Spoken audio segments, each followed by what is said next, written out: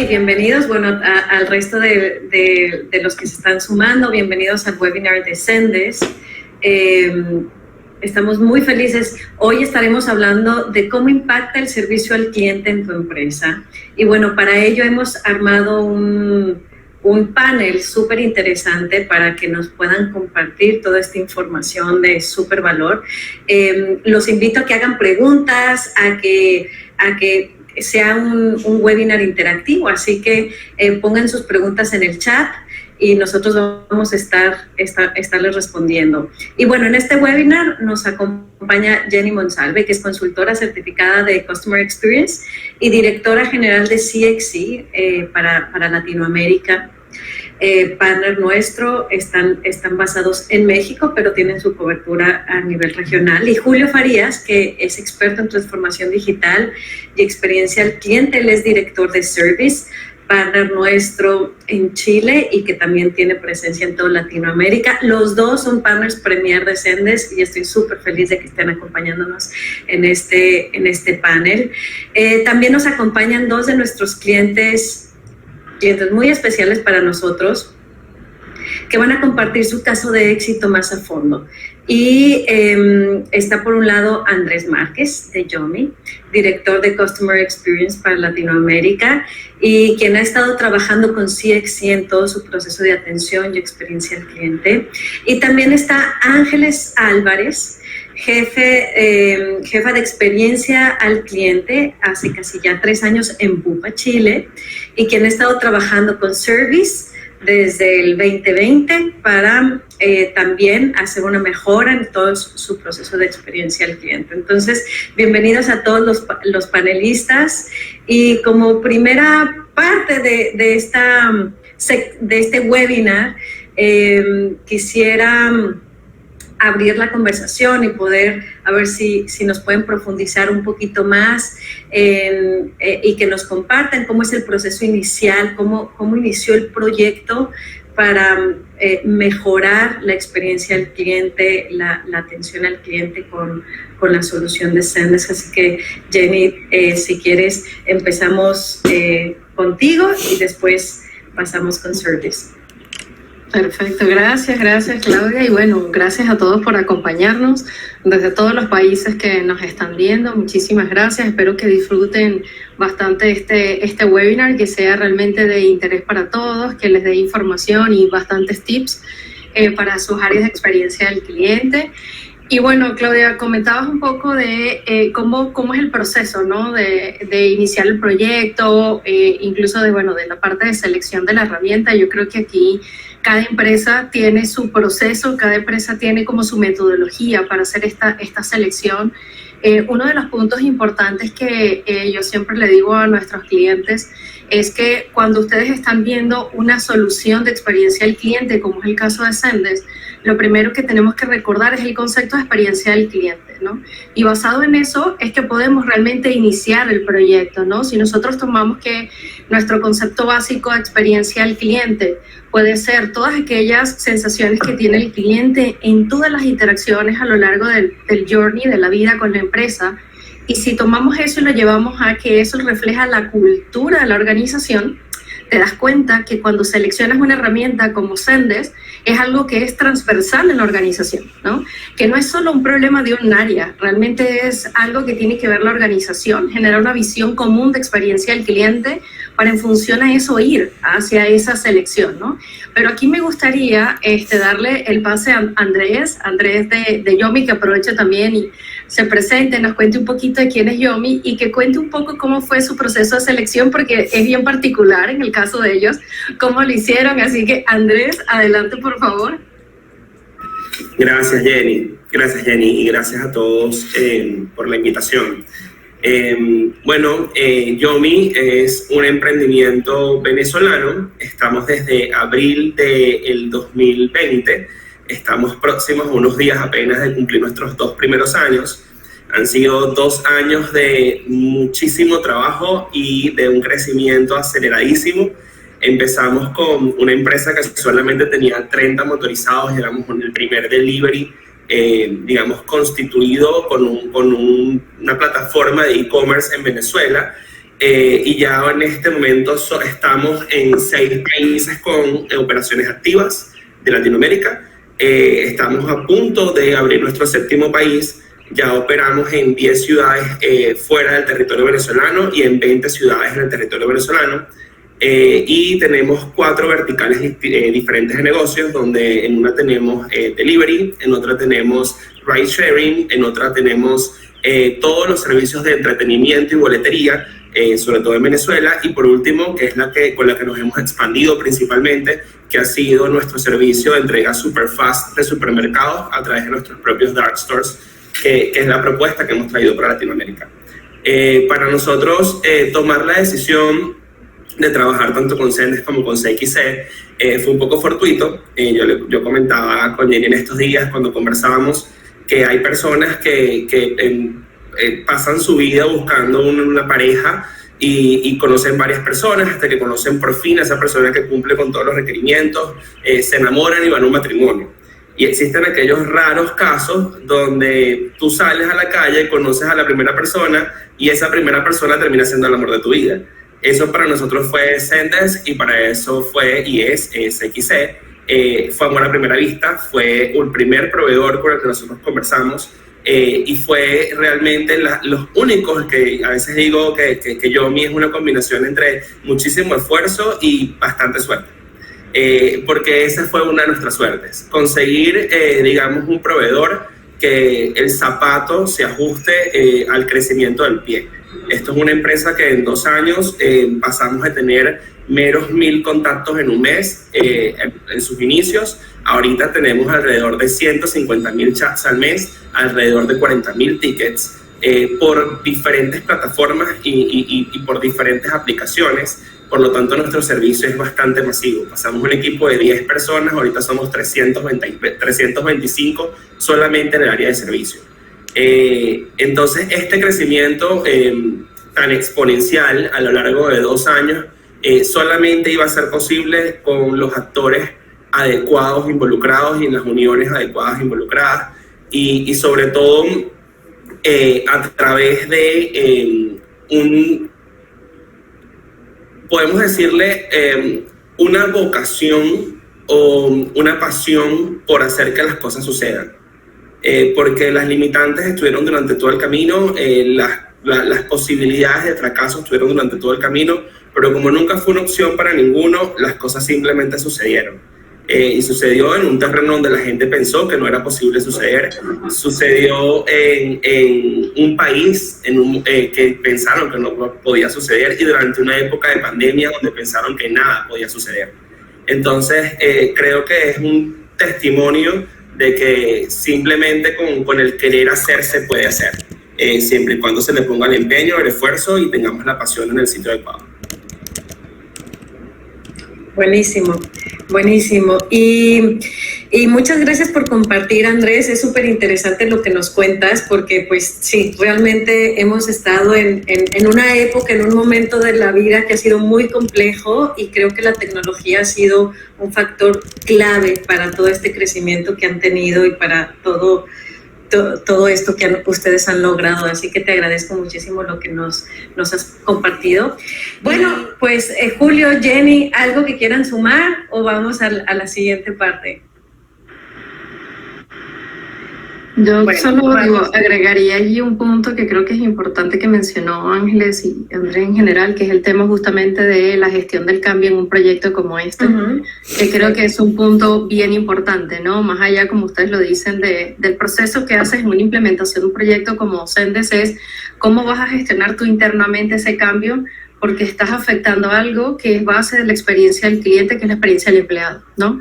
Y si tú no cuidas eso, el proyecto se te puede caer y no es porque estés haciendo una mala implementación o porque la herramienta no sirva, sino porque internamente no gestionaste el cambio y empiezas a tener detractores dentro de la propia empresa, ¿no? Entonces creo que es un punto bien importante a mencionar dentro del proyecto, que seguro, bueno, también más adelante, a lo mejor cuando toquemos el tema del crecimiento vamos a tocar ese punto. Y bueno, Jenny, Andrés, cuéntenos ustedes un poquito más sobre cómo impactó este cambio en la compañía. Sí, Claudia, mira, yo creo que en el caso de Yomi tenemos una historia bien particular con respecto al impacto de la compañía, porque en el caso de Yomi, como lo comentó Andrés, y ahorita seguro lo va a colocar en detalle, no solo fue el hecho de ir con la unión de diferentes empresas, cambiar cultura de diferentes empresas que también les tocó, sino también enfrentarse a unir empresas con diferentes culturas porque están en diferentes países.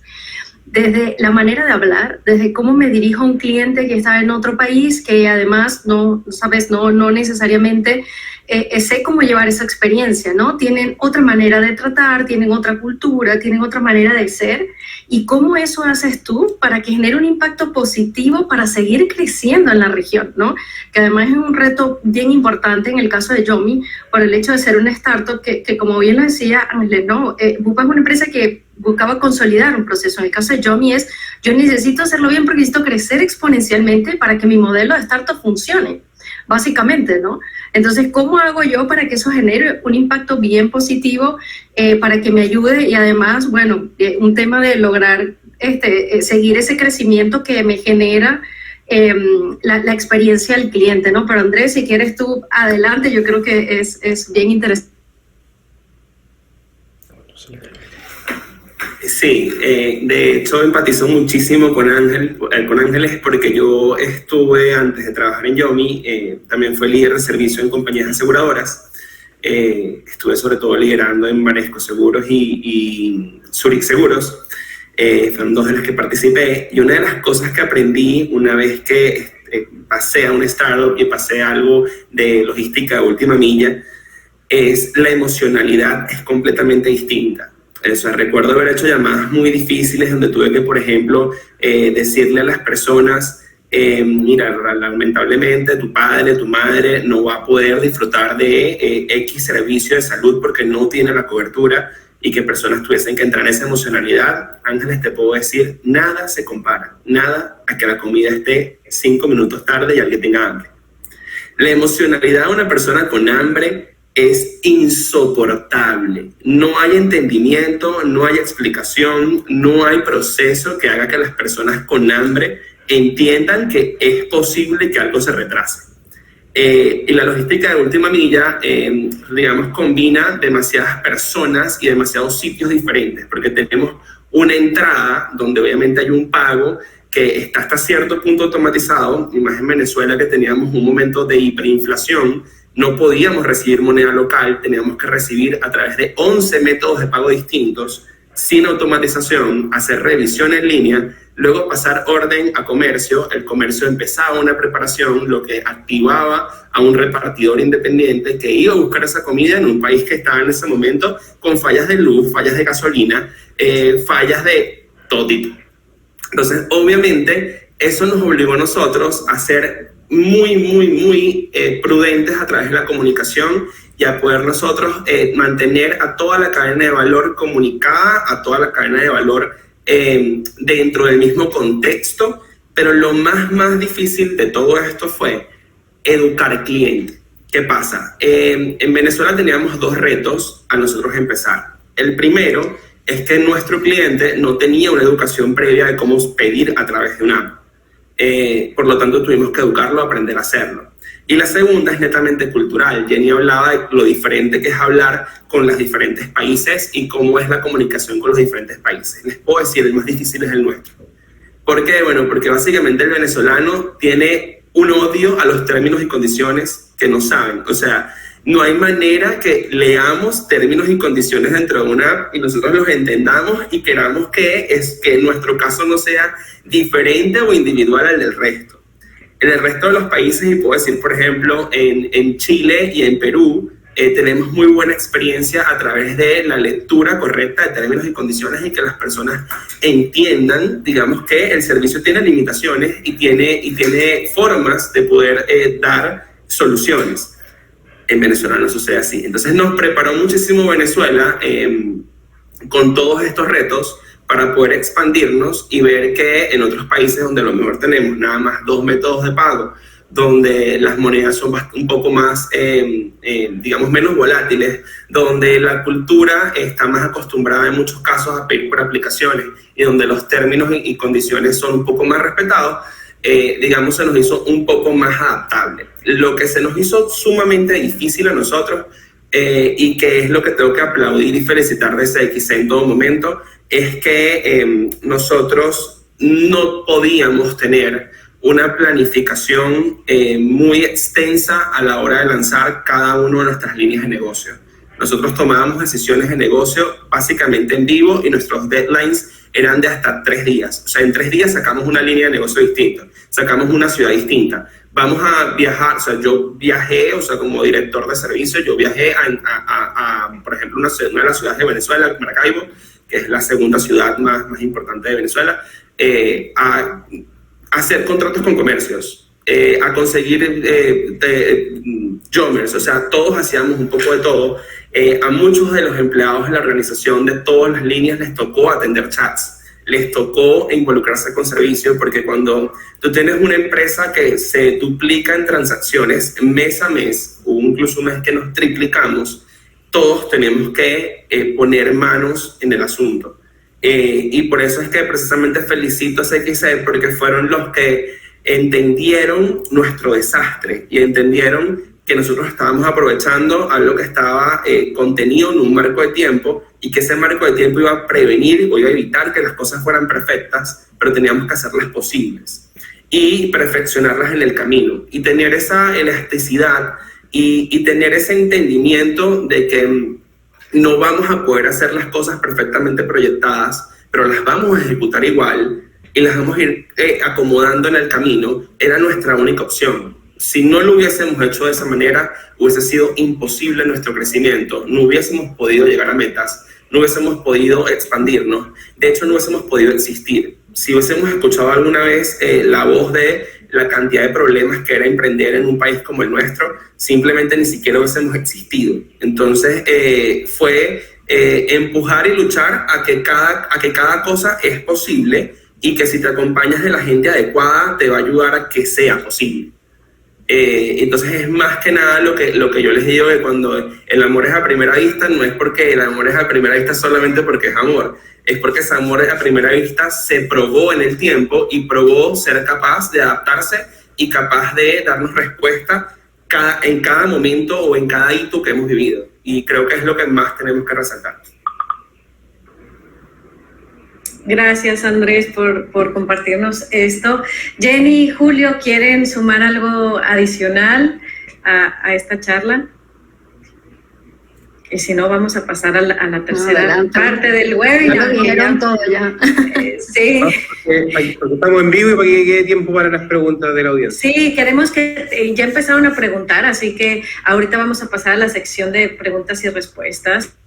Y bueno, tenemos varias preguntas que a mí me gustaría que pudiéramos profundizar, pero ya casi no tenemos tiempo. Por un lado, bueno, ¿cuál ha sido el mayor reto que se ha encontrado en esta experiencia de mejorar la experiencia? Ahora sí que mejorar la experiencia del cliente. Cuéntenos cuál ha sido el mayor reto. Estuvieron contando algunas cosas, pero si pudiéramos como ser un poquito más precisos, se los agradecería. Jenny, si quieres, comenzamos con ustedes. Sí, claro, Claudia, gracias.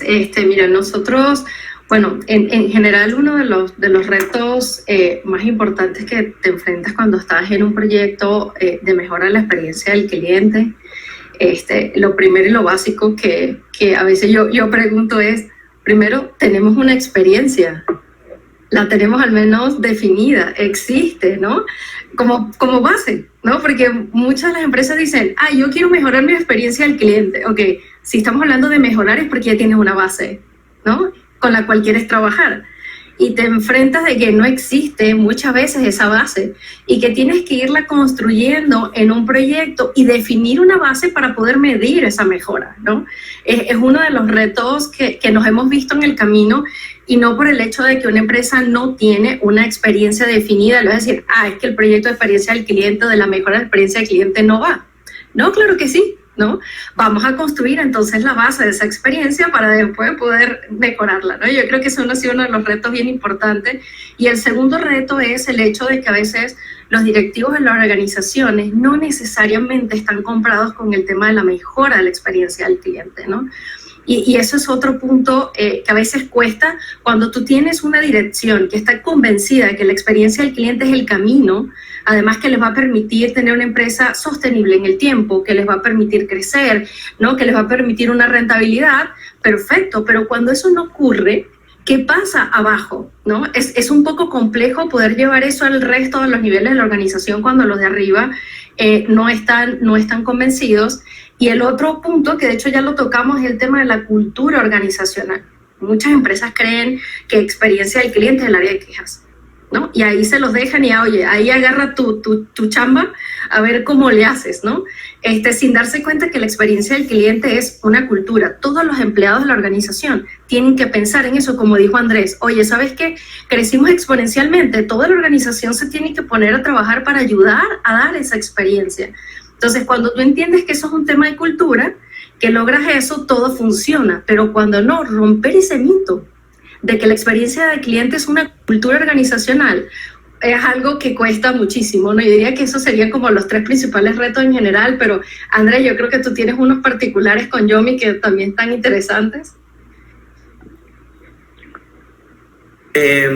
Sí, yo creería que para nosotros nuestro mayor reto también fue nuestro mejor beneficio, precisamente porque al darle soporte a tantas personas fue precisamente el diferencial que tuvimos con nuestro principal competidor. Nuestro principal competidor tenía muchísimo más presupuesto y tiene mucho más presupuesto, mucha más experiencia. Es una empresa transnacional muy reconocida a nivel mundial, donde sus procesos ya están probados y digamos, ya han tenido éxito en tantos lados que pensamos que en Venezuela iba a ser ya nuestra estocada final. Y nuestro diferencial, enlazo muchísimo con lo que dijo Jenny, la verdad es que los que estamos a cargo somos cabeza de servicio en nuestras diferentes empresas. No siempre tenemos el voto más fuerte en mesa, realmente el negocio es quien toma las decisiones.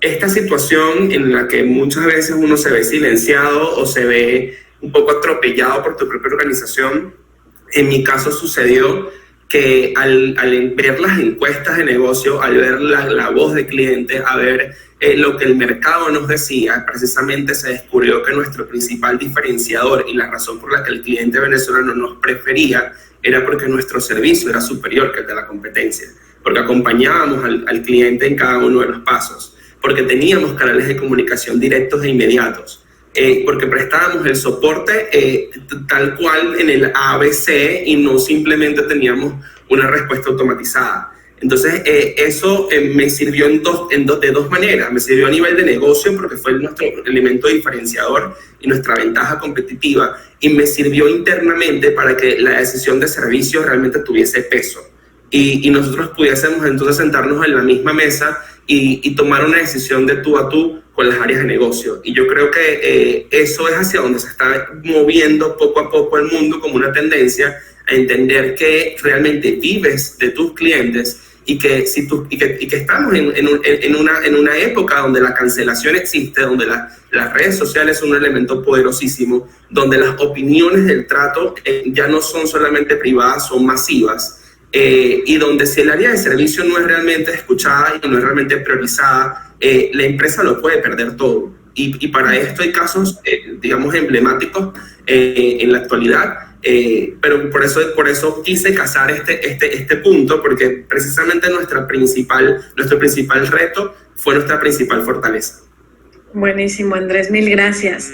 Personalmente, y yo creo que allí en nombre de todos del equipo Compara Software, agradecerles tanto a los panelistas, a los asistentes, a Claudia, aquí que estuvo liderando y ordenando el panel. Así que bueno, espero que haya sido de su agrado y que nos volvamos a encontrar pronto.